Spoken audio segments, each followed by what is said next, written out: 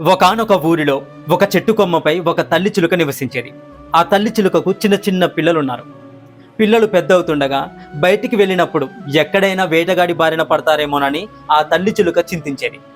ఒకరోజు పిల్లలు రెక్కలు కొడుతూ ఎగరడానికి సిద్ధమవుతున్నప్పుడు ఆ తల్లి చిలుక వారిని పిలిచి, పిల్లలారా, మీకు ఒక మంచి పాట నేర్పుతాను, వినండి. అది వినగానే పిల్లలు ఆనందంగా తల్లి దగ్గరికి వచ్చేశారు.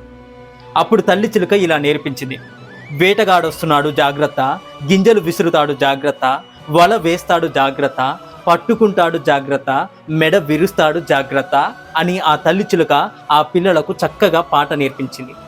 పిల్లలు సంతోషంగా ఆ పాట నేర్చుకున్నారు. తల్లి చిలుక మనసులో ఇలా అనుకుంది: అమ్మయ్య, ఇక నా పిల్లలకు ఏ భయం లేదు అని నిశ్చింతగా అడవిలోకి వెళ్ళిపోయింది ఆ తల్లి చిలుక. కొద్దిసేపటికే వేటగాడు వచ్చాడు. పిల్లలు వెంటనే పాట పాడడం మొదలుపెట్టాయి: వేటగాడొస్తున్నాడు జాగ్రత్త. వేటగాడు ఆశ్చర్యపడి భయపడి చెట్టు చాటును దాక్కొని గింజలను విసిరాడు. అప్పుడు పిల్లలు మళ్ళీ పాడాయి: గింజలు విసురుతాడు జాగ్రత్త. ఆ తరువాత వేటగాడు వల వేశాడు. పిల్లలు మళ్ళీ పాడాయి: వల వేస్తాడు జాగ్రత్త. కానీ అర్థం చేసుకోకుండా ఆ పాట పాడుకుంటూనే ఆ పిల్లలన్నీ వలలో చిక్కుకొని పోయాయి. వేటగాడు ఒక్కొక్కటిగా ఆ పిల్లలను పట్టుకొని వారి మెడలను విరుస్తుండగా ఇలా పాడుతూనే ఉన్నాయి: మెడ విరుస్తాడు జాగ్రత్త అని. చివరికి ఆ పిల్లలన్నీ శ్వాస విడిచాయి. పాపం, పాట అయితే నేర్చుకున్నాయి కానీ వాటి అర్థాన్ని గ్రహించలేకపోయాయి ఆ చిలుక పిల్లలు. ఇదే మన జీవితంలో కూడా జరుగుతుంది. మన పిల్లలు చదువులు నేర్చుకుంటున్నారు. మనం కూడా ఎన్నో శ్లోకాలు, మంత్రాలు, పురాణాలు, గ్రంథాలు, సహస్రనామాలు వింటూనే ఉంటున్నాము, చదువుతూనే ఉంటున్నాము. కానీ ఆచరణలో పెట్టకపోతే మనం ఎన్ని చదివినా అంతా వృధా అవుతుంది. దేవుళ్ళు, మహర్షులు ఎప్పుడు కూడా 1,00,000 సార్లు సాధన చేయని చెప్పలేదు, ఆచరించు అని మాత్రమే చెప్పారు.